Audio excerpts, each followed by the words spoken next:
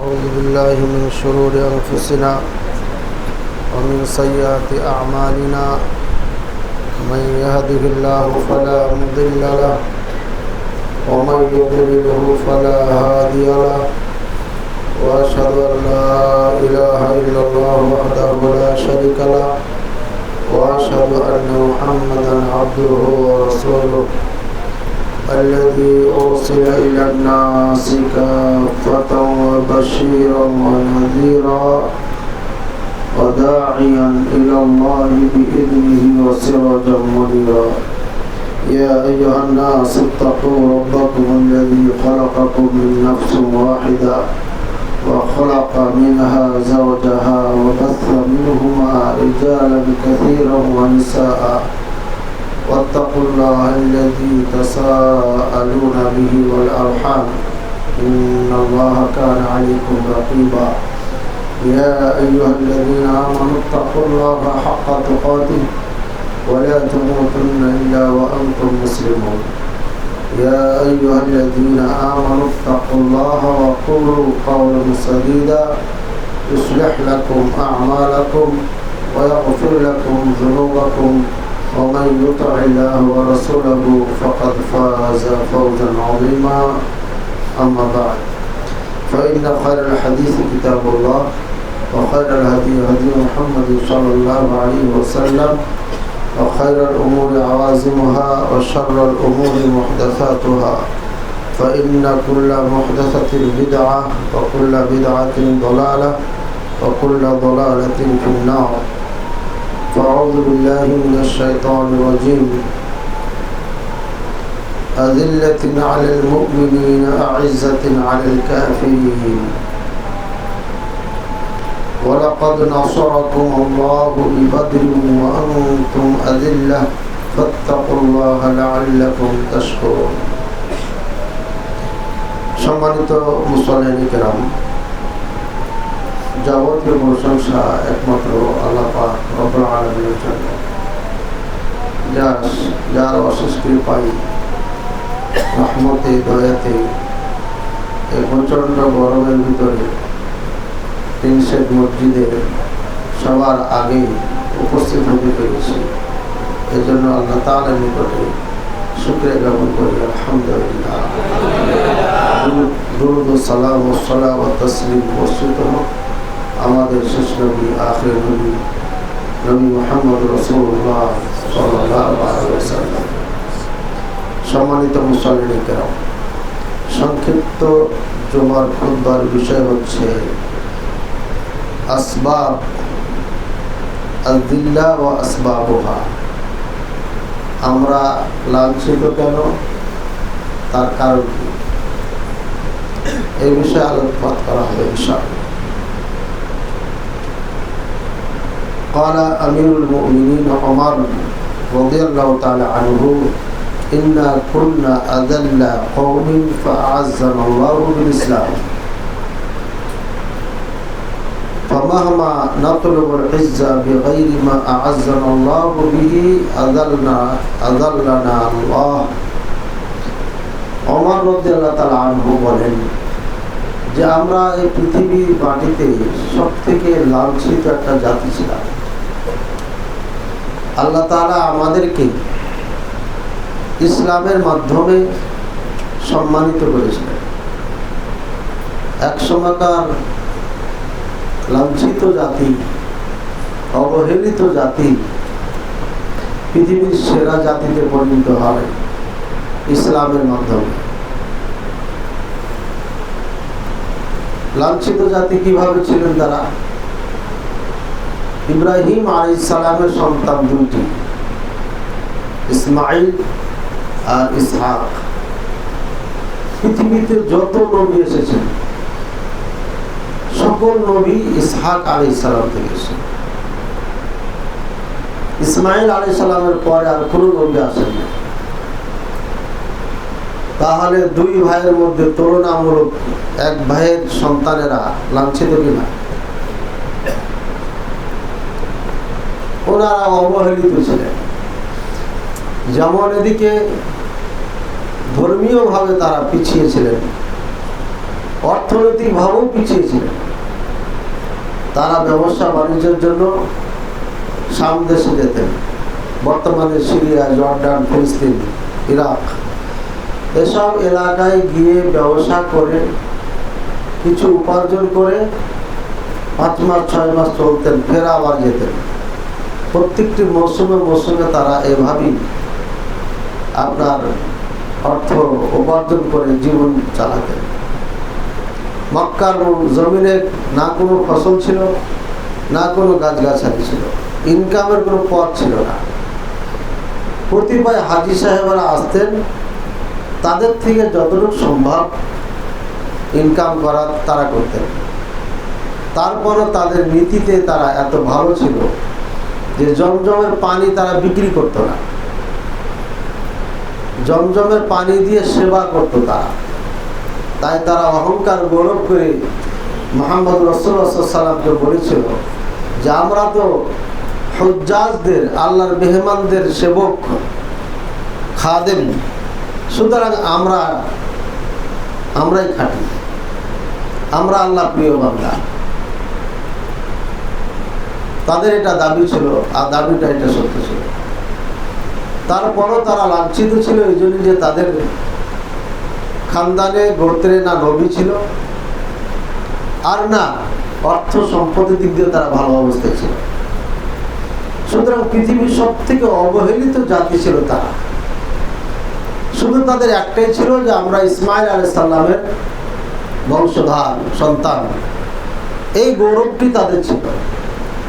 কিন্তু দুইটা ডালকে যদি সামনে করেন, এক ডাল ইসমাইল আলাইহিস সালামের, একটা ইসহাক আলাইহিস সালামের, ইসহাক আলাইহিস সালামের সন্তানরা পৃথিবীর হায়ার লেভেলের মানুষ। আশা করি ক্লিয়ার হয়েছে। এই জন্য ওমর রাদিয়াল্লাহু আনহু বলছেন, কুন্না আযাল্লা কওমিন, আমরা সব থেকে নিম্ন জাতি ছিলাম, লাঞ্ছিত জাতি ছিলাম। আ'আজ্জানাল্লাহু বিল ইসলাম, ইসলামের মাধ্যমে আল্লাহ তাআলা আমাদেরকে সম্মানিত করেন। মাহমা কুন্না নাতলুব আল ইজ্জা বিগাইরি মা আ'আজ্জানাল্লাহু বিহি আযাল্লানাল্লাহ, আমরা যেখানে যখন যে জিনিস দ্বারা সম্মানিত হয়েছি এটা বাদ দিয়ে অন্য কোনো জিনিস দ্বারা যদি সম্মানিত হতে চাই, তাহলে আল্লাহ লাঞ্ছিত করবে, এতে কোনো সন্দেহ নেই। এখন বলেন আমরা বাংলাদেশি, আমরা বাঙালি জাতি। বাঙালি জাতি শুধু বলা হবে না, ভারত উপমহাদেশের জাতি মানুষ আমরা সম্মানিত না লাঞ্ছিত? মুসলিম জাতি আমরা লাঞ্ছিত, পদদলিত। ইন্ডিয়াতে যখন হিন্দুদের এখন মনে চায়, হিন্দুদের যুবকদের যখন সময় কাটে না, তখন মুসলমানদেরকে নিয়ে তারা ঠাট্টা মস্করা করে, পাথর ছড়ে মারে। আর রাত যখন বেশি হয়ে যায় তখন মারতে মারতে মেরি ফেলে যায়।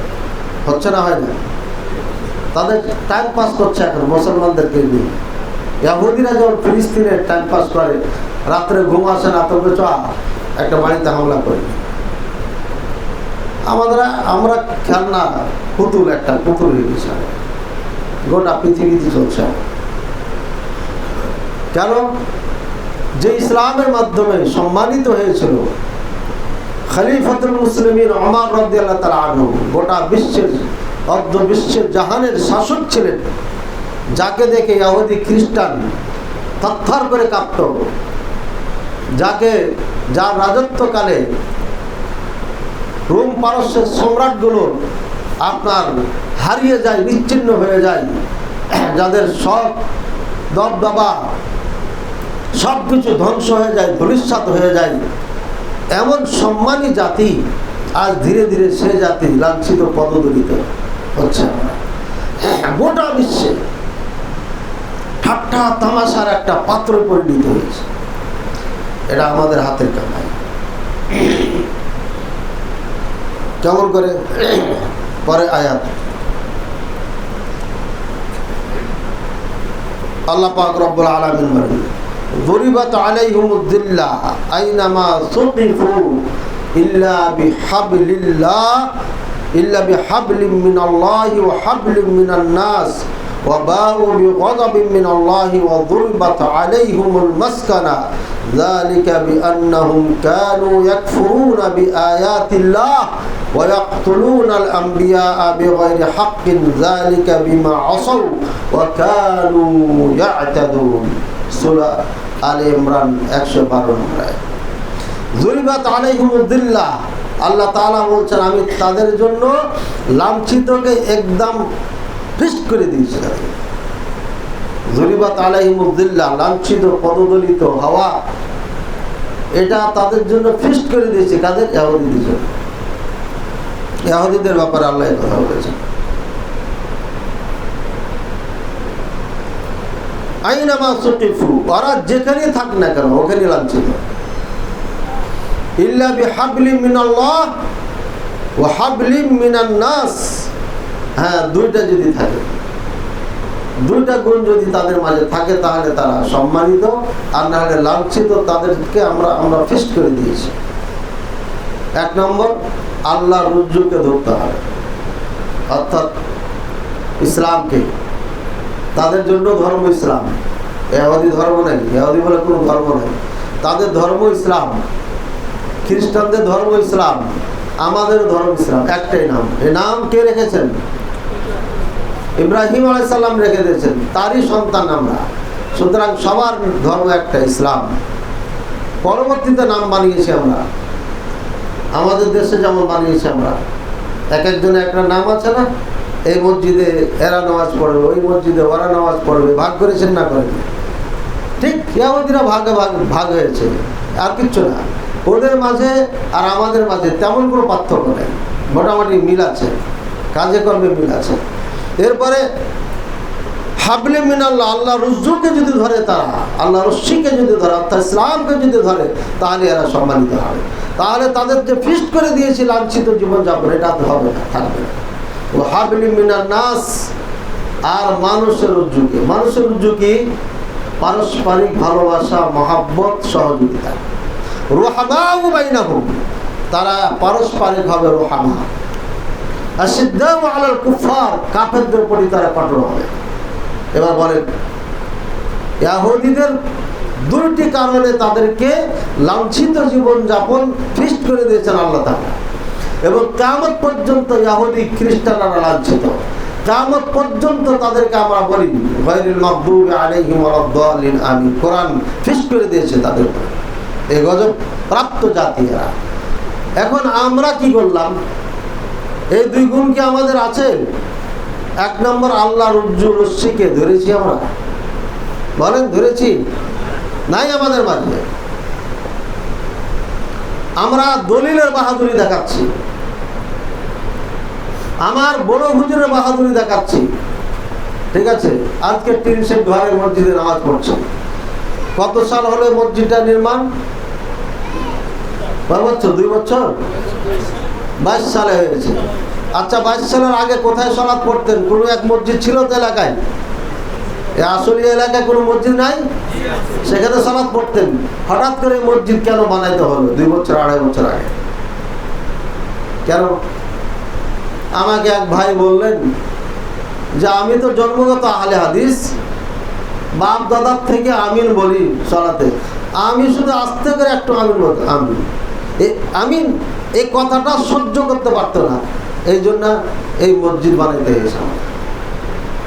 আছেন এমন মুসলমান? এটা কোন প্রকারের মুসলমান যে আমিন সইতে পারে না? কেমন আছে মুসলমান? ওটা বিশুদ্ধ হাদিসকে অস্বীকার করে, ঘৃণা লাগে, খারাপ লাগে, ও কেমন আছে মুসলমান? কোশ্চেন কালো মুসলমান হতে পারে না। বাপের বেটা, তোমার ক্ষমতা থাকলে আমার সামনে দাঁড়িয়ে প্রমাণ করো তুমি মুসলিম। যারা আমিন দিয়ে ঘৃণা করে, আমিন বললে সালাত পড়তে দেয় না, এরা মুসলমান নয়, এরা বুখারী মুসলিমের বিশুদ্ধ হাদিসকে অস্বীকার করেছে। বুখারী মুসলিমের বিশুদ্ধ হাদিস একটা নয়, না 10টা নয়, 1000 নয়, একটা টুকরা যদি অস্বীকার করে ও মুসলমান নয়, কাফের। বেটা তুমি দলিলের বাহাদুরি দেখা, ক্ষমতা থাকলে আমার সামনে দাঁড়াও, তোমার কোন মৌলবি আছে নিয়েছে, প্রমাণ করো তোমাকে মুসলমান। যারা কোরআন নিয়ে ঠাট্টা করে, মুসলমানদেরকে নিয়ে যারা ঠাট্টা করে ইবাদতের ক্ষেত্রে তারা কাফের। কুল আবিল্লাহি ওয়া আয়াতিহি ওয়া রাসূলিহি কুনতুম তাস্তাহজিউন। শানে নুজুল আয়াতের কি? একজন লোক সাহাবায়ে কেরামদের সামনে বসে বসে ঠাট্টা করছে, বলছে তোমাদের মতো পেট মোটা আমি কাউকে দেখিনি, তোমাদের মতো কাপুরুষ দেখি নাই, তাও ফের যুদ্ধের ময়দানে যুদ্ধ করতে গেছেন ওই সময় কথাটা বলছে। সাহাবায়ে কেরামদের পেট মোটা ছিল? আর যারা দিনে রাত্রে একবার খায় দুইবার খায় তাদের পেট মোটা হয়? সৈনিকদের পেট মোটা হয়? এখন ফের কিছু হচ্ছে, যারা বাইরে বাইরে ঘুরে টাকা ইনকাম হয় তাদের পেট মোটা হয়, কিন্তু সৈনিকদের পেট মোটা হওয়ার কোনো সুযোগ নেই। তারপরে ও ঠাট্টা করতেছে, পেট মোটা নেই, তারপরে বলতেছে পেট মোটা। মানে আমি কালো মানুষ, তোমার মতো সাদা মানুষ কেউ হতে পারে না, মানে আমাকে না ঠাট্টা করে নেবে স্টাইলে বোঝা যাচ্ছে ঠাট্টা করছে। ওমর ইবনে ওমর রাদিয়াল্লাহু আনহু বলছেন, এই তুমি কি বলো? আমি রাসূল সাল্লাল্লাহু আলাইহি সাল্লামকে সংবাদ দিয়ে দিচ্ছি, থামো। ওমর ইবনে ওমর রাদিয়াল্লাহু ভুলে গেছেন সংবাদ দিতে। কিছুক্ষণ পরে দেখছে এই লোকটা উটের পিছে পিছে যায় আর বলতেছে, কুননা নালআব ইয়া রাসূলুল্লাহ সাল্লাল্লাহু আলাইহি ওয়াসাল্লাম, আমরা তো খেলা করছিলাম, আমরা মজাক করছিলাম তাদেরকে নিয়ে, আমাদের সাথীদেরকে নিয়ে। আর আল্লাহ কোরআনের আয়াত নাযিল করে দিয়েছে, কুল, হে মুহাম্মদ তাকে বলে দাও, কুল আবিল্লাহি ওয়া আয়াতিহি ওয়া রাসূলিহি কুনতুম তাস্তাহজিউন। হে আমার পিছনে ঘুরা করছো তুমি বলছো ঠাট্টা করছিলা।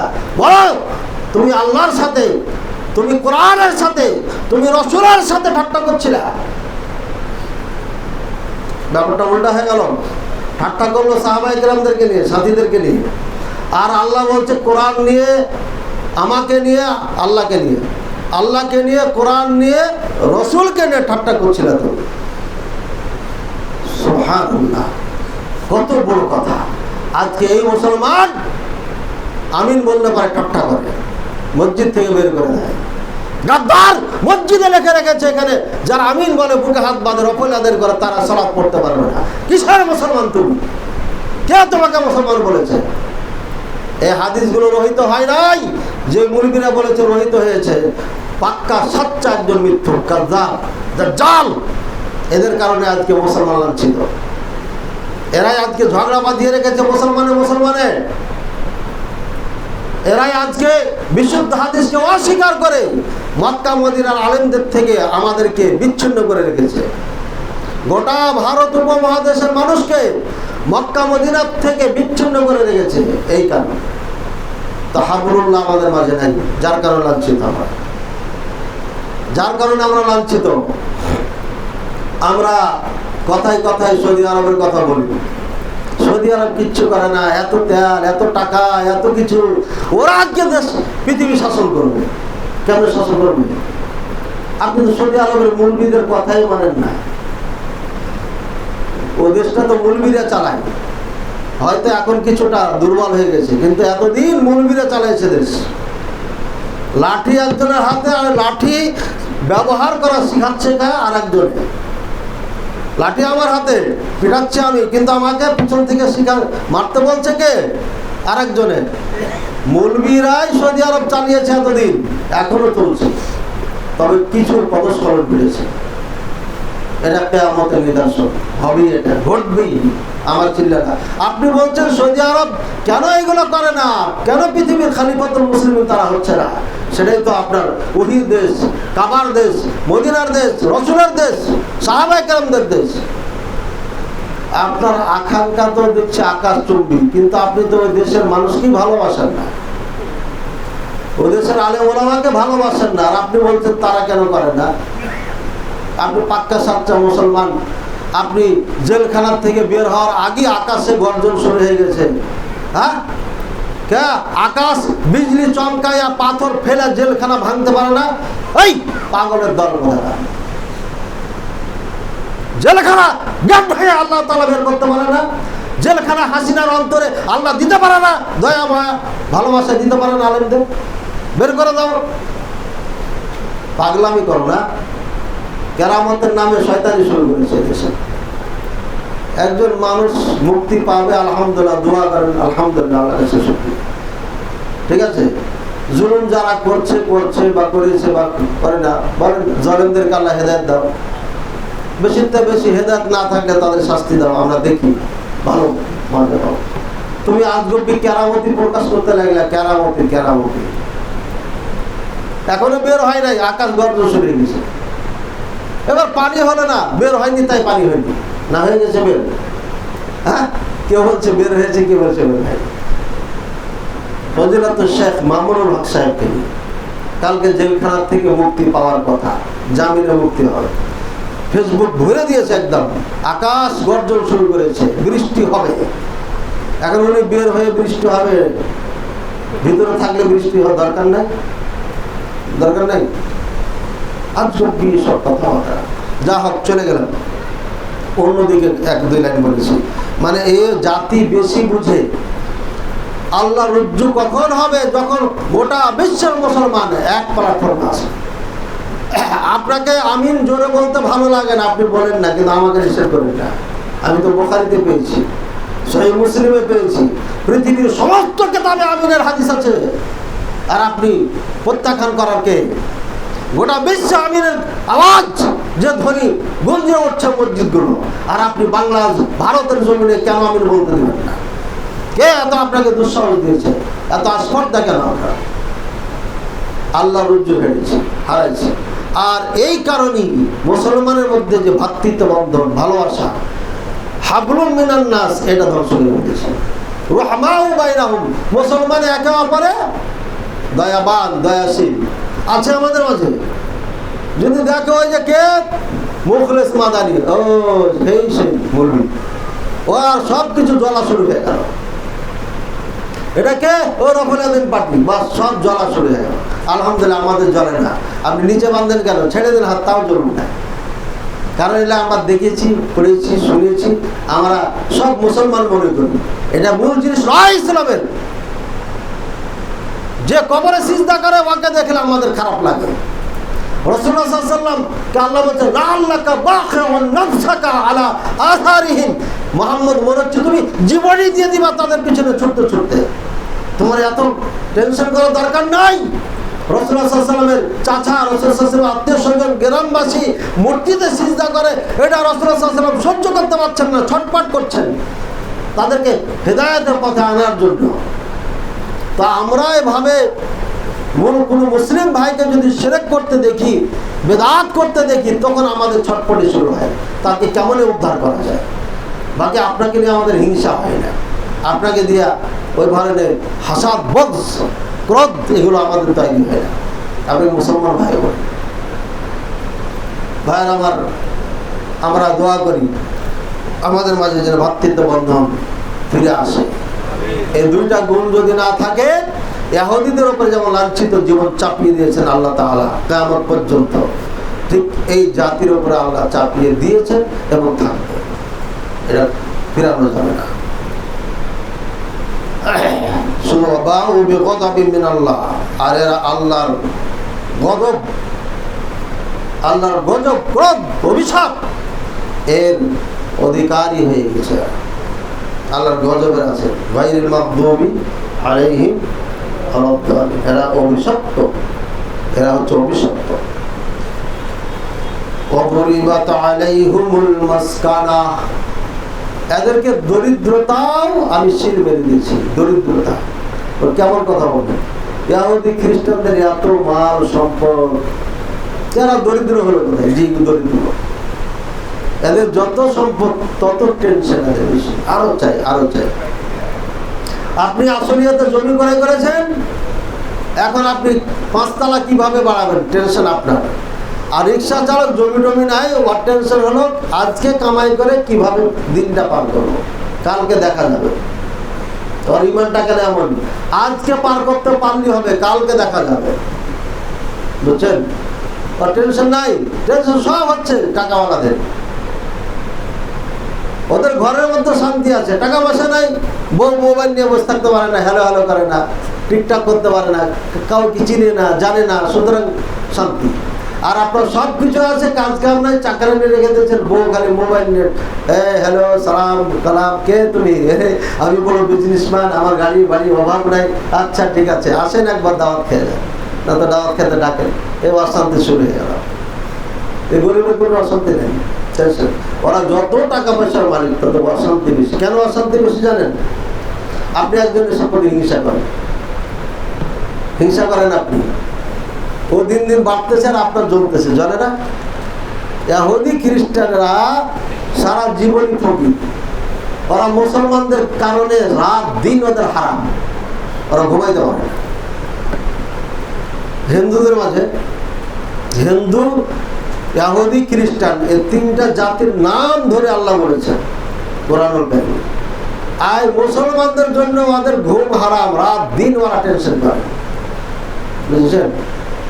যেমন একজন হিংসুক প্রতিবেশী বা কাউরির দেখে দেখে সহ্য করতে পারে না, খালি জলে খালি জলে খালি জলে, তো ওরা সারা জীবন চলে, ওদের চোখের সামনে খালি অভাব অভাব অভাব অভাব। আল্লাহ এটা মেরে দিয়েছেন তাদেরকে। আল্লাহ আমাদের বোঝার তৌফিক দান করুন। যালিকা বিআন্নাহুম কানু ইয়াকফুরুনা বিআয়াতিল্লাহ, এটার কারণ হচ্ছে তারা আল্লাহর আয়াতকে অস্বীকার করেছে, তারা আল্লাহর বিধানকে মানে নাই। আর কি করেছে? ওয়ায়াকতুলুনাল আমবিয়া বিগাইরি হক যালিকা বিমা আসাউ ওয়া কানু ইয়াতাদুন, ওরা বিনা অপরাধে অগণিত নবীকে হত্যা করেছে, বিনা অপরাধে। মানে নবীগণ কি কারো অন্যায় করে, কারো ক্ষতি করে? তাহলে তাদেরকে মারবে কেন? 10,000 নবীকে হত্যা করেছে এই অপরাধে, একটা দুটা না, 10,000 নবীকে হত্যা করেছে। কি অপরাধ?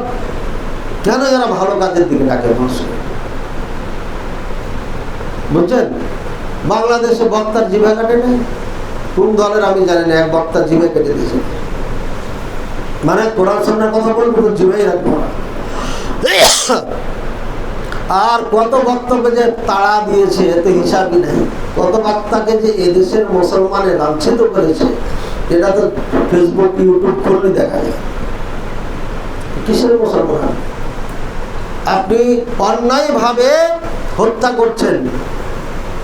ওরা তো নবীদেরকে হত্যা করেছিল, আর আপনারা মসজিদকে হত্যা করছেন, আগুন জ্বালিয়ে দিচ্ছেন, মসজিদকে ভাইয়া মাটির সাথে গুড়িয়ে দিচ্ছেন, আর আপনি বলছেন আমি মুসলমান। আপনার মাঝে আর ইহুদি খ্রিস্টানের মাঝে পার্থক্য কোথায়?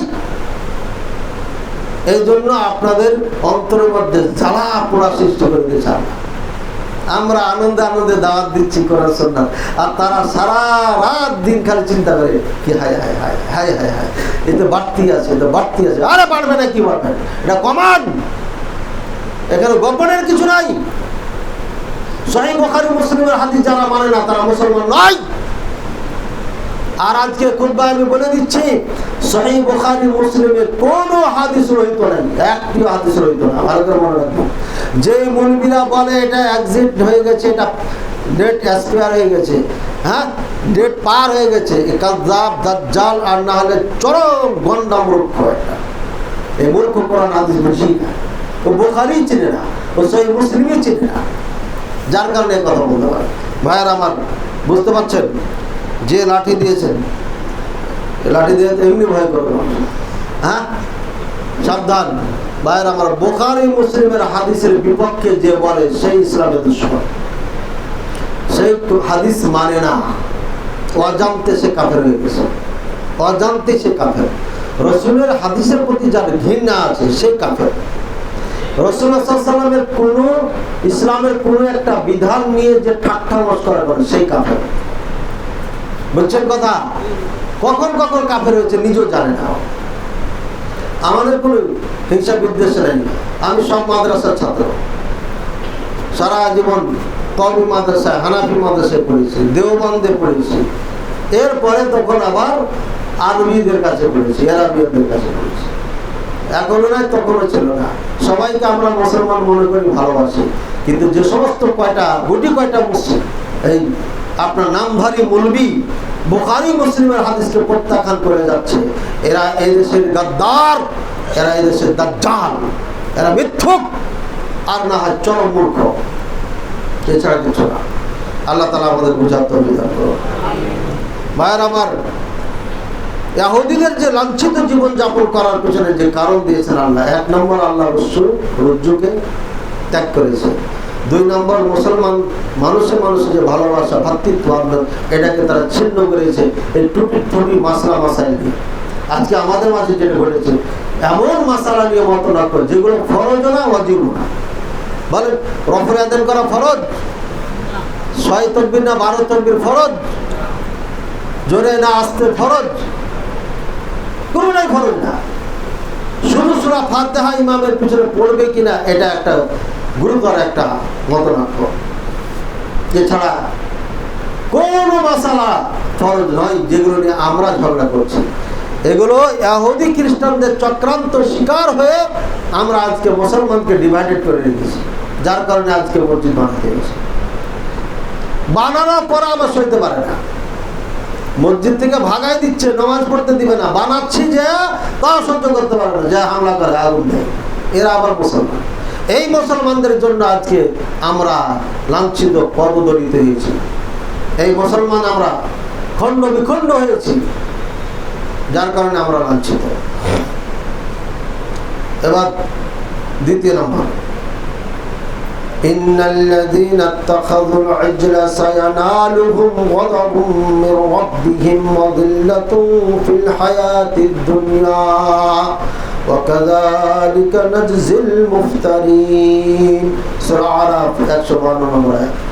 আল্লাহ পাক রব্বুল আলামিন বলেন, নিশ্চয় ওই সমস্ত মানুষ যারা গরুর বাচ্চাকে মাবুদ হিসাবে গ্রহণ করেছে। কারা করেছিল? বনি ইসরাইল। গরুর বাচ্চাকে ওরা পূজা করতে পেরেছে। গরু বাচ্চা, এই সর্বপ্রথম গরু পূজা কারা করেছে? বনি ইসরাইল করেছে। আর গরু পূজা এখন কারা করে? হিন্দুরা করে। কে আপনারা করেন না? আপনারা যে গাইকে সিলেবাসের মধ্যে ভরে দিয়ে মা বানাইছেন, এটাই তো পূজা। গায়ে দুধ দেয়, দুধ খায়, যে গায়ে মা। তো বকরিরও তো দুধ খান আপনার, তো বকরি মা হবে না? উটের দুধ খান, উটের মা হবে না? দুম্বা, ভেড়া, ভেড়ি, এই ভেড়া ভেড়িদের আকলই নেই রে ভাই, আকলই নেই।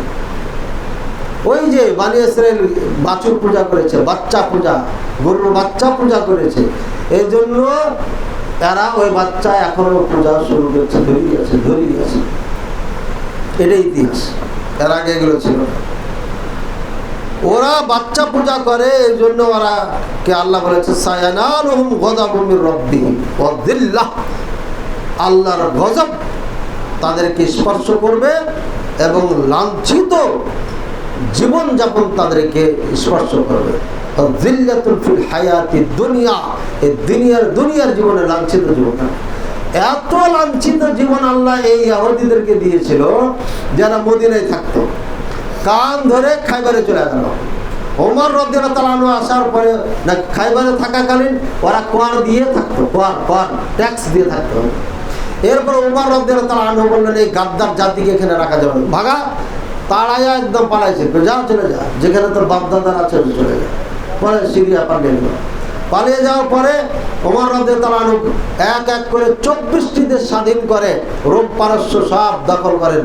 সে সময় ইহুদিরা ছিন্ন বিচ্ছিন্ন কোথায় যেতে তাদের দেশ বলে, এলাকা বলে কিচ্ছু ছিল না। এরপরে ওরা করলো কি, ইউরোপে দেশ একটা দরকার বলে আন্দোলন শুরু করলো। এই মারামারি কাটাকাটি করতে করতে হিটলার এসে একটু সাফ করে দিয়ে বাকি গেলাম, যে আমাদের দেশের দরকার, ওই একই রূপ, যেহেতু বাপদাদা যা করেছে তাই করলো। তখন আমেরিকা, রাশিয়া, ইটালি, এরা সবাই প্রাণ মারাজ মিলে ওই শয়তান গালাকে জমা করে ফিলিস্তিনে চলে আসলো। ফিলিস্তিন প্রথমে না করছে, জায়গা দিব না। কিছুদিন ফের গ্যাপ রেখে আবার এসে মূল্য দিয়ে কিছু আর কিছু চায়া চিন্তা থাকার একটু জায়গা দেবে, হয় কিছু 25,000 ইহুদিকে রেখে যায় এখানে। 25,000 মায়ানমারের জন্য থাকার জায়গা নেই, তো আমরা জায়গা দিয়েছি। এরপরে ধীরে 25-26 লাখে পরিণত হয়। এরপরে জুলুম শুরু করে ফিলিস্তিনে। আর এটা একটাই কারণ, যখন এই ইসলামের ধারক বাহক আলেমে দিন নেতা যখন চলে যায়, স্বার্থপর নেতা যখন আসে, ইহুদিদের মেয়েরা তো মাশাআল্লাহ অনেক সুন্দরী, ঠিক আছে, বুঝলে গেল। এরপর টাকার বিনিময়ে জমি বিক্রি করতে লাগলো মুসলমানের। আপনার জমি যদি এখানে হয় 5 লাখ টাকা কাঠা, আর আমি যদি বলি 10 লাখ টাকা দেবো, দিবেন না? আর কি বাঙালিকে 10 লাখ টাকা দেখা লাগে, 5 টাকা দিল দিল, আর ইমান ধর্ম নাই, ও একটু সুযোগ পাইলেই ওরা ভঙ্গ করবে। সুতরাং 5 টাকা বেশি পাইলে আপনি জমি দিবেন। ঠিক এই ইহুদির চাচাতো ভাই শিয়ারা, সৌদি আরব আল কাতিফে আমি 4 বছর চাকরি করেছি। এরা চড়া দাম দিয়ে জমি ক্রয় করতে করতে বিশাল এরিয়া সব শিয়া সন্নিদেরকে ভাগাই দিয়েছে, পুরা এরিয়া তাদের হয়ে গেছে। শেষমেশ আমাদের সেন্টারটা আর ওখানে রাখতে পারে না, নিয়ে যা অন্য গ্রামে নিয়ে গেছে, বুঝেছেন? দেখে আসলাম এই যে কৌশল করে করে ফিলিস্তিনকে ধীরে ধীরে ধীরে দখল করে, এখন অস্ত্র টস্ত্র সবাই দিচ্ছে, চাচাতো ভাই টাতা সব মিলে এখন বলছে মুসলমান কোথায়। এখন তাদের টার্গেট ওই খাইবার থেকে আমাদের তাড়িয়েছে, ওই খাইবার আবার যাব। বাগদাদের ইতিহাস তাদের জানা আছে, ভুলে নেই। আর এই পচা মুসলমান আমরা সব ভুলে গেছি। আমাদের দেশ দখল করতে হবে না, আমাদের নেতৃত্ব থাক, এটা আমরা চাই না। আমরা চাই দাসত্ব, গোলামি। যার কারণে আজকে আমাদের দেশে সব গার্মেন্টস মহিলারা সমান অধিকারের আন্দোলন করে, কিন্তু ওরা কি অ্যাটমিক বোমা তৈরি করতে পারবে না? বিশ্বের মহিলারা করে না? হ্যাঁ, খালি কাপড়ই তৈরি করতে হবে। আর ওই ইহুদি খ্রিস্টানরা কাছে দিয়ে কাপড় দিয়ে আমরা পরি, আর আমরা বোমা তৈরি করে তাদেরকে উড়িয়ে দিই। বাংলা পৃথিবীর সব থেকে সেরা বেউকুফ এখন হচ্ছে আরব দেশে, এই দুবাই বিল্ডিং তৈরি করে। এই বেউকুফ গুলো বুঝে না যে একটা বোমা দিলে আমার বুরুজ খলিফা থাকবে না, তা আমি কেন এগুলো তৈরি করছি? এটাকে ঠেকানোর যদি শক্তি না থাকে তাহলে তৈরি করছে কেন? যারা তৈরি করছে তাদের ঠেকানোর শক্তি আছে, তো তুমি কেন তৈরি করো? যা হোক ভাইয়ের আমার, লাঞ্ছিত জীবন আমরাই কামাই করে নিয়েছি। আল্লাহ বলছেন এ কাজ যদি করে না, যারা করেছে তাদেরকে গজব, আল্লাহর ক্রোধ এবং দুনিয়ার জীবনে লাঞ্ছিত জীবন তাদেরকে দান করবো। লাঞ্ছিত জীবন হয়েছে না হয়নি? কি ইহুদিদের দেশ বলে কিছু ছিল না তাদের, একদম পৃথিবীর সব থেকে সেরা লাঞ্ছিত জাতি ছিল। এটা পুতুল ছিল, খেলতামাশার একটা পাত্র ছিল। এই দিনগুলো ঘুরে ঘুরে আমাদের দিকে আসছে, ধায়া আসতেছে। ইনশাল্লাহ পারবে না, আল্লাহ তাআলা আমাদেরকে দিয়ে না হলে কাউকে দিয়ে তার ইসলামকে টিকাবে, এবং আমাদের দেশ আছে, থাকবে ইনশাআল্লাহ, কিয়ামত পর্যন্ত থাকবে। এরপরে ইমাম মাহদী ঈসা আলাইহিস সালাম আসবে, এরপরে আমাদের রাজত্ব চলবে, এরপরে আবার ধীরে ধীরে হারিয়ে যাবে, পৃথিবীও হারিয়ে যাবে। আল্লাহ আমাদের হেফাজত করুন। এবার বলেন, তারা বাছুর পূজা করে এই পাপ অর্জন করেছে, দেশ তারা ছাড়া হয়েছে। আর আমরা কি করলাম? আমরা এই পাপ করিনি? বলেন কোনটা করিনি? আমাদের কোনটা নাই? এক দল আছে সুন্নি নাম দিয়ে কবর পূজা করে। ওরা বলে না আমরা কবর পূজা করি না, চাপার জোর বলছে আমরা বাবার খাদেম। ওখানে যে চাই, দোয়া করে, চাদর দেয়, আগরবাতি, মোমবাতি সব কিছু দেয়, তারপরে বলে আমরা পূজা করি। রাসূলুল্লাহ সাল্লাল্লাহু আলাইহি ওয়াসাল্লামকে বলছেন, ইয়া রাসূলুল্লাহ সাল্লাল্লাহু আলাইহি ওয়াসাল্লাম, একজন সাহাবী বলছেন, ইন্নী নাযারতু আন আযবাহা ইবলান ফি বুয়ানা। বুয়ানা নামক জায়গাতে একটা উট জবাই করব, এটা আমি মান্নত মেনেছি। রাসূলুল্লাহ সাল্লাল্লাহু আলাইহি ওয়াসাল্লাম, হাল কানা ফিহি কবরুম মিনাল কুবুর? ওখানে কি কোনো কবর ছিল? কুবুরুল আম্বিয়া নাকি সরি নেক মানুষের কারো কবর ছিল না। হাল কানা হুনাকা ঈদ মিন আ'য়াদিল জাহিলিয়া? ইসলাম আসার আগে ওখানে বড় বড় তার সময় ওখানে কি কোনো মেলা হতো? মেলা বলছে না। ইদান আউফি নাযরা, তোমার মান্যত পূরণ করো। বোঝা যাচ্ছে যেখানে কবর থাকবে, যেখানে মেলা বসবে, এই যে উরুস মেলা বসা, এই উরুসটাই হচ্ছে মেলা।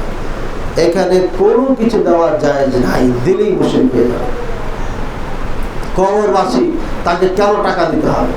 কবরে চুড়ি পর্যন্ত, হাতে চুড়ি পর্যন্ত দিয়েছে, দেখ টাকা, আগরবাতি, মোমবাতি, ফুল, চাদর কেন দিতে হবে?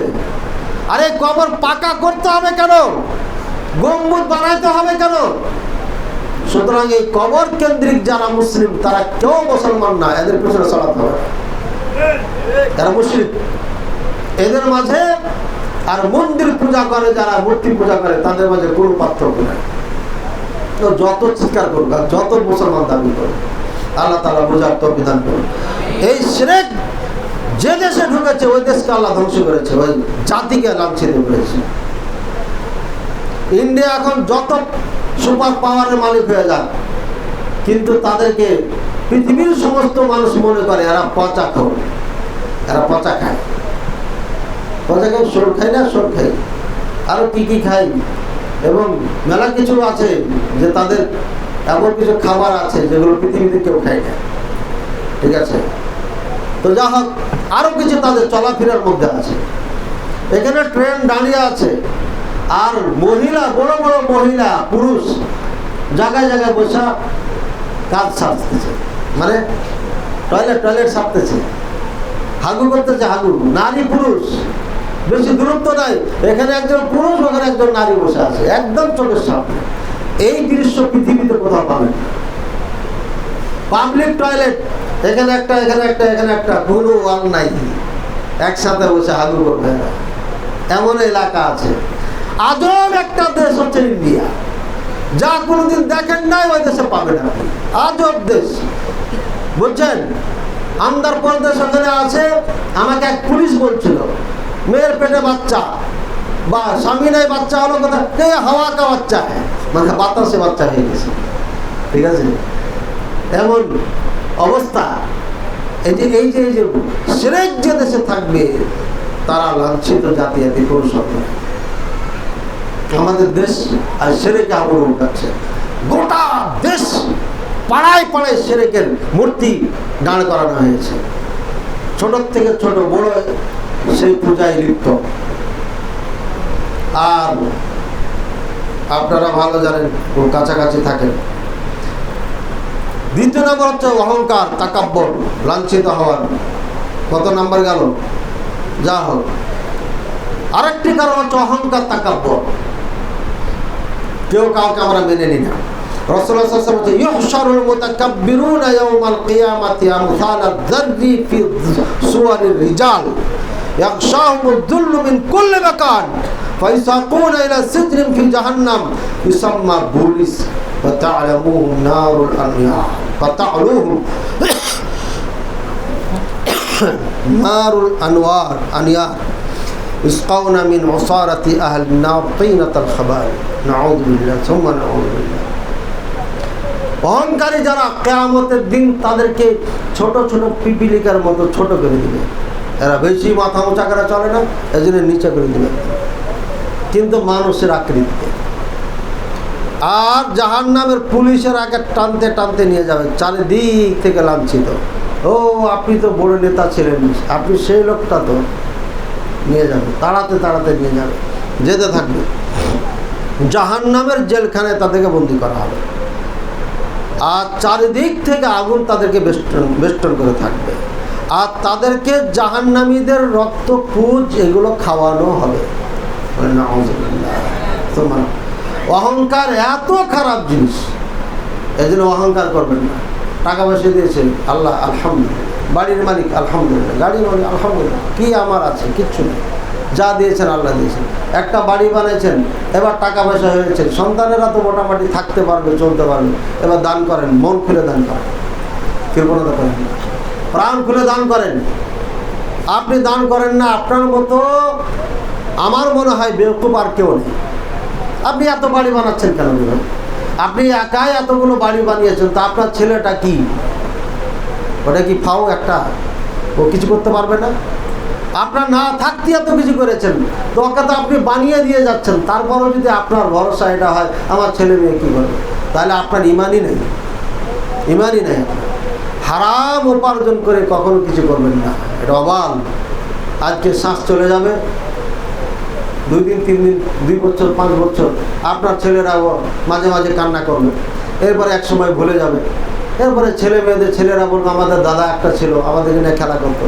এরপর তাদের ছেলেরা আসবে, শুনবে যে হ্যাঁ অমুক নাম ছিল, মুখলিস নাম ছিল আমাদের পর দাদা। তাদের ছেলেরা আসার পরে আর চিনবে না, 3 পর্যন্ত থাকবে, 4-এ যে নাম থাকবে না, চিনবি না। আপনি যে বাড়ি বানিয়েছেন 100 বছর পরে না, 80 বছর পরে আপনাকে কেউ চেনবে না, নামই নিবে না। কার জন্য কি করছেন আপনি? এত পাগল হয়ে গেলেন কেন? ভাইয়ার আমার, আমরা নিজে একটু সূচনা করি, একটু চিন্তা করি, গবেষণা করি, নিজে কি করছি আমি, আমার কি হবে। সৌদি আরবে বৃষ্টির কারণে এটা আলামত কিয়ামতের, হ্যাঁ ওটা তো আলামত, কিন্তু বাংলাদেশে এত বৃষ্টির দেশ, পানি যে হয় না, এটা কি কিয়ামতের আলামত না? নিজে দেখেন না কেন? নিজে চরখায় তেল দেন, মানুষের চরখায় তেল দেন। হাসরের ময়দানে কেউ আপনার পাশে দাঁড়াবে না। ইয়াউমা ইয়াফিরুল মারউ মিন আখিহি ওয়া আবিহি ওয়া উম্মিহি ওয়া সাহিবিহি, সব থেকে পালাবে। ছেলে পালাবে, মেয়ে পালাবে, স্ত্রী পালাবে, বাপ মা পালাবে, আপনি পালাবেন, কেউ আপনার পাশে থাকবে না। তা আপনি নিজের দিকে দেখবেন না পরের দিকে দেখবেন? নিজে বাঁচেন। ইত্তাকুন নার ওয়া আনফুসাকুম ওয়া আহলিকুম, নিজে বাঁচো, পরে পরিবার পরিজনকে বাঁচাও। ভাইয়ের আমার, বলে যাবেন না। তারপরে রাসূলুল্লাহ সাল্লাল্লাহু আলাইহি ওয়াসাল্লাম বলছেন, আর একটা লাঞ্ছিত হওয়ার কারণ হবে তারকুল জিহাদ ফি সাবিলিল্লাহ ওয়া ইনশিগাল বিদ-দুনিয়া, দুনিয়া নিয়ে ব্যস্ত হয়ে যাবে, জিহাদ ছেড়ে দিবে, তখন তাদেরকে লাঞ্ছিত জীবন চেপে ধরবে। ইযা তাবায়াতুম বিল আইনা ওয়া আখাযতুম আযনাবাল বাকার ওয়া রাদিতুম বিজ-জার'i ওয়া তারাকতুমুল জিহাদা সাল্লাল্লাহু আলাইকুম দুল্লান লা ইয়ানজিউহু হাত্তা তারজিউ ইলা দীনিকুম। আল্লাহ রাসূল সাল্লাল্লাহু আলাইহি ওয়াসাল্লাম বলছেন, যখন তোমরা আল আইনা ব্যবসায় ব্যস্ত হয়ে যাবে। 1 নম্বর এই ব্যবসা কেমন? আমি একটা গাড়ি কিনলাম 50 লাখ টাকা দিয়ে, বাকিতে কিনছি, কিস্তিতে কিনছি। আপনি আমার কাছে বিক্রি করলেন বাকিতে, ঠিক আছে, 60,000 টাকা না 50 লাখ টাকা দিয়ে। আপনি আমাকে নগদ 40 লাখ টাকা দিয়ে নিয়ে নিলেন। লাভ কি? ওখানে 10 লাখ টাকা লাভ হয়ে গেল আপনার। এই গাড়িটা আবার বিক্রি করতে পারবেন, আর না করলে ব্যবহার করলেন, কিন্তু আপনার লাভ তো হয়ে গেল।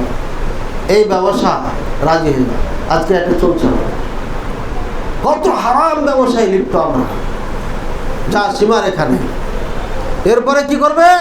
ওয়াখাযতুম আযনাবাল বাকার, এরপরে গরুর লেজ ধরে নিবে তোমরা। মানে কি? হাল ভাই না, হাল ভাই তো নাঙ্গল মার্কা আছে তো দেশে, নাঙ্গল ভাই যে আমরা, এই নাঙ্গল বাবার সময় কি গরু লাগে না? গরু লেজ ধরতে হয়, হ্যাঁ ডান্ডা ডান্ডা ভাবে বলতে থাকে, মানে এটা না রাজি। এখন আর যুদ্ধ জানে। ওয়া তারাকতুমুল জিহাদ, আর তোমরা রাদিতুম বিল জার'i, ক্ষেত খামার নিয়ে তোমরা রাজি হয়ে যাবে। এটাই এনাফ। খায় দায় চলি রে বাবা, বললে আমরা যাই ঝামেলায় যাব না। জিহাদ যুদ্ধের কথা আওয়াজ করব, বলবো, দিয়া জেলখানায় থাকবো না, এলে বলা দরকার নাই। এই ক্ষেত খামার নিয়ে জীবনযাপন পার হয়ে যাচ্ছে, আলহামদুলিল্লাহ। বুঝছেন? যারা এখন বর্তমান মুসলমান এটার উপর রাজি কি রাজি না? প্রত্যেকটি মুসলমান না, ঝাই ঝামেলার দরকার না, জেল টেল খায়া মানুষের পিঠা টিটা খাবো, এটা করতে পারবো না, ছেড়ে দিয়েছে, রাজি হয়ে গেছি। ব্যবসা বাণিজ্য এটা ওইটা নিয়ে রাজি, যুদ্ধ দরকার নেই। ওয়া তারাকতুমুল জিহাদ, আর তোমরা জিহাদকে ছেড়ে দিলা। ছেড়েছে না ছাড়েনি? আজকে মায়ানমারের মুসলমানকে তাড়িয়ে তাড়িয়ে আগুন দিয়ে পুড়িয়ে দেশ থেকে বের করে দিল। 16 কোটি মুসলমান বাংলায় বসবাস করে, কথা কইতে পারলাম না। আর বেটা তুই ফিলিস্তিনের যুদ্ধ করবে, লাঠি পাটি খেয়েছ, এই জন্যই তো লাঠি মারো, ফিলিস্তিন কর। সৌদি আরব করলো না, ওই করলো না, ওই করলো না, তুমি কি করলে?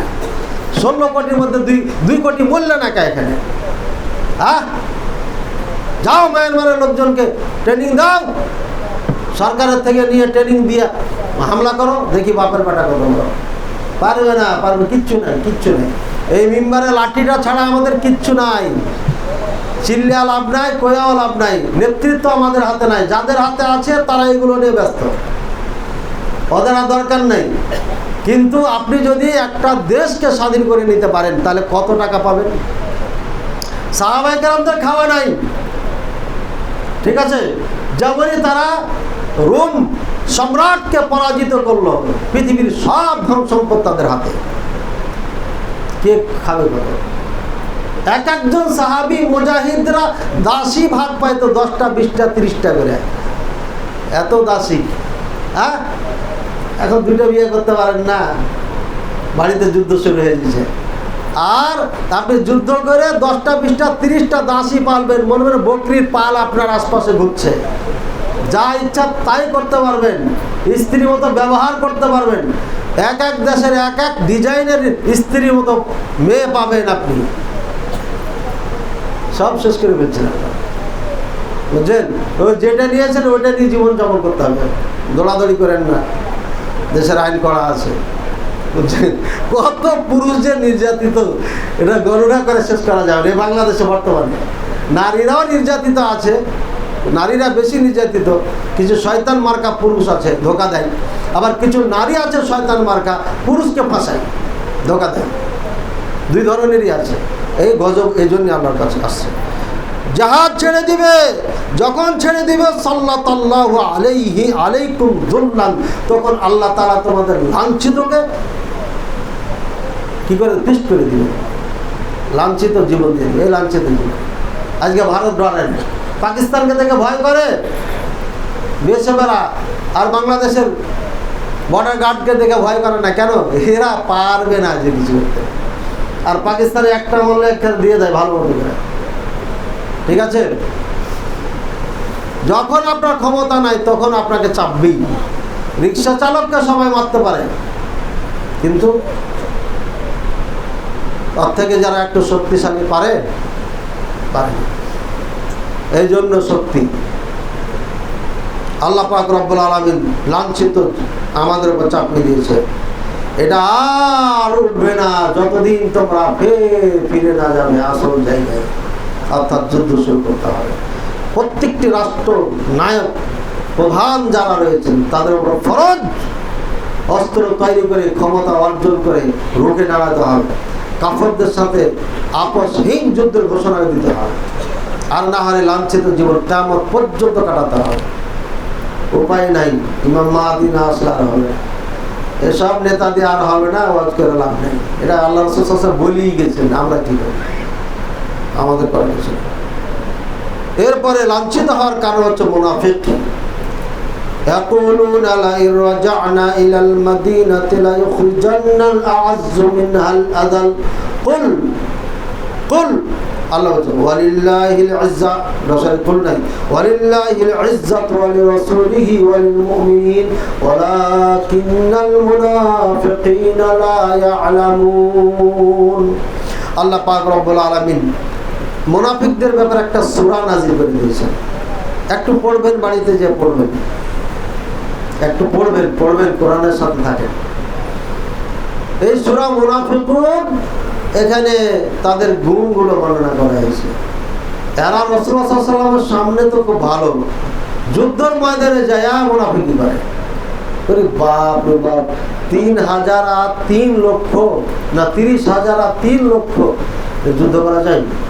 3,000 আর 10,000 না করা যায়, এটা পালায়। আর এরা তো বলে যে আমরা সম্মানী, এরা লাঞ্ছিত, মদিনা যাওয়ার পরে এদেরকে বের করে দেবে। মুনাফিকরা সবসময় চাপাবাজি করবে, কাজে পারবে না, ওদেরকে দিয়ে ভয় করার খুব দরকার নেই।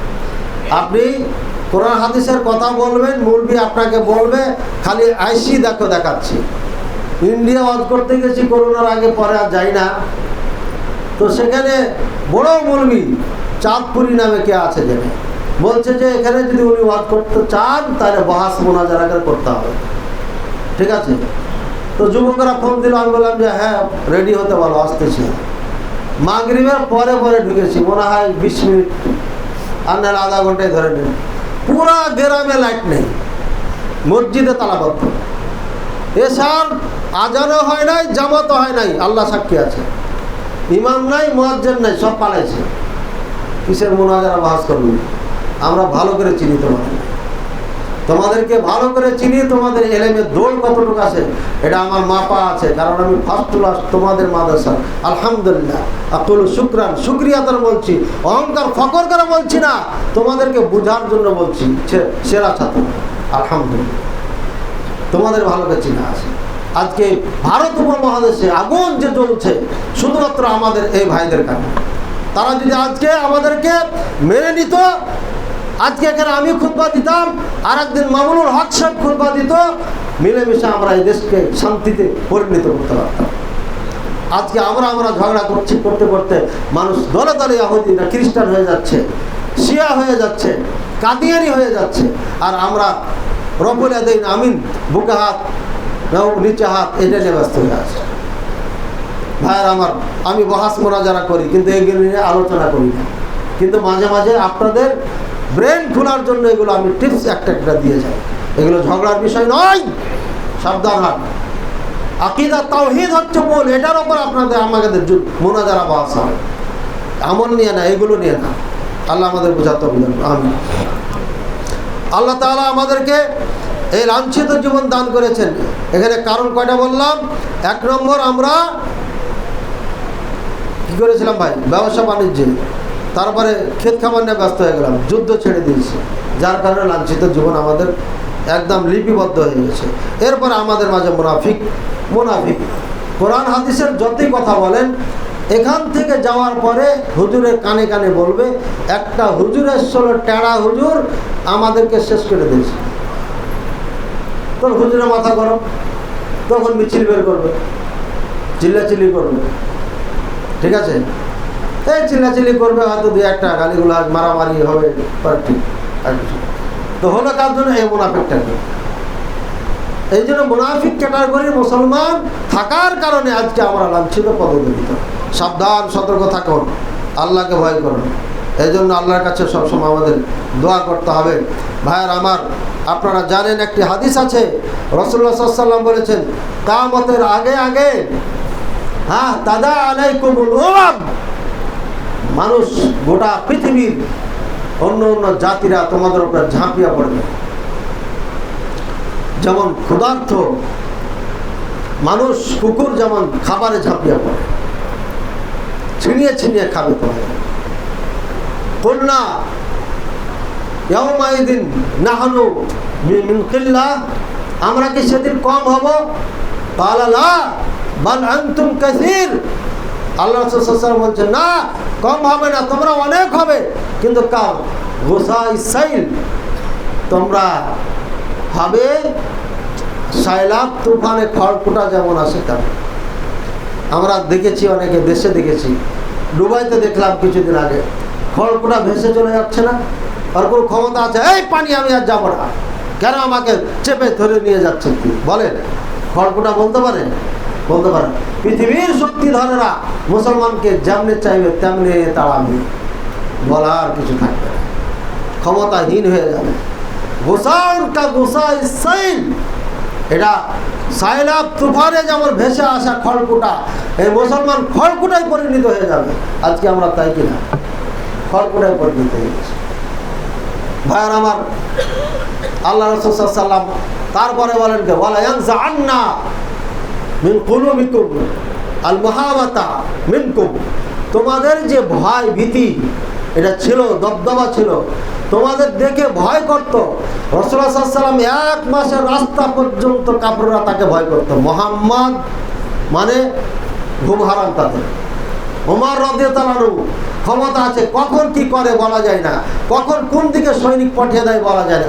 সৈনিক আসা মুসলমানের মানে আমাদের শেষ, এই যে একটা ভয় ছিল। এখন যেমন আপনাদের আমাদের অন্তরে ভয় আমেরিকা, আমেরিকা ধরা মানে শেষ কাঁথে। এই যে আপনাদের রোগ ঢুকে গেছে। আগে মুসলমানদের যে রোগ ছিল, ভয় ভীতিতে কাফেরদের কলিজা কাঁপত, ওইটা উঠিয়ে নেওয়া হবে, বের করে নেওয়া হবে, একটুটাও থাকবে না, আছে একটুটাও। আর তোমাদের মাঝে ঢুকিয়ে দেওয়া হবে দুইটা জিনিস, কি? হুব্বুদ দুনিয়া ওয়া কারাহিয়াতুল মউত, দুনিয়ার ভালোবাসা আর মৃত্যুকে অপছন্দ করা। কেউ মরতে চায় না। এত কিছু করে কষ্ট করে বাড়ি গাড়ি সব কিছু করলাম, আর মরে যাবো, এই যুদ্ধে যাওয়া যাবে না, টাকা লাগবে, টাকা দেয়। এই জন্য আল্লাহ তাআলা প্রথমেই কইছে তোমাদের মাল জান ইত্যাদি কিনে নিতে। সুতরাং ভাইয়ের আমার, সব ক্ষেত্রে নিজকে প্রস্তুত করতে হবে, ইলমের দিকে ফিরে আসতে হবে। কোরআন সুন্নাহর বাইরে গেলে পারে কখনো আমরা আপনারা শান্তির জীবন পাবো না, সম্মানী জীবন পাবো না। এই জন্য প্রত্যেকেই আহলে হাদিস হন, হানাফি হন, মালিকি হন, শাফি হন, যেই মাযহাব অনুসরণ করেন না কেন, কোরআন সুন্নাহ পাওয়া মানে মুখে তালা, আর কোনো কথা বলা যাবে না। যদি আপনার মাঝে গুণ থাকে আপনি মুসলিম, আর যদি কোরআন সুন্নাহ স্পষ্ট পাওয়ার পরও আপনার মনে ক্রোধ, ঘৃণা, প্রতিবাদ, প্রত্যাখ্যান থাকে, তাহলে আপনি মুসলমান নয়, কাফের। আমি বলে গেলাম, পারলে পারে ঠেকাই হোক, পারলে পারে আমার সামনে এসো, এই যে মতন করে আর বানান করে বুঝিয়ে দেবো ইনশাআল্লাহ। আল্লাহ তাআলা আমাদের সবাইকে বোঝার তৌফিক দান করুন। আমাদের লাঞ্ছিত পদদলিত হওয়ার কারণগুলো আমি তুলে ধরেছি, যদিও গণনা করা হয় নাই, কারণগুলো উল্লেখ করেছি। আরও অনেক কারণ আছে। আমাদের এখান থেকে ফিরে আসতে হলে কোরআন সুন্নাহর দিকে ফিরে দিতে হবে, ঐক্যবদ্ধ হতে হবে। আল্লাহ তাআলা সবাইকে আমাদেরকে তৌফিক দান করুন, আমিন। সাল্লাল্লাহু আলা নবিয়িনা মুহাম্মদ ওয়া আলা আলিহি ওয়া সাহবিহি ওয়াসাল্লাম। প্রশ্ন থাকলে খুতবার পরে সময় দেব, প্রশ্ন করব।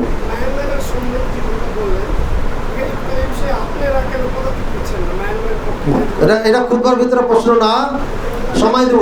সালাতের পরে সুন্নাত পরে বসবেন, সময় দেব ইনশাআল্লাহ, অসুবিধা নেই। সাল্লাল্লাহু আলা নবিয়িনা মুহাম্মদ ওয়া আলা আলিহি ওয়া সাল্লাম।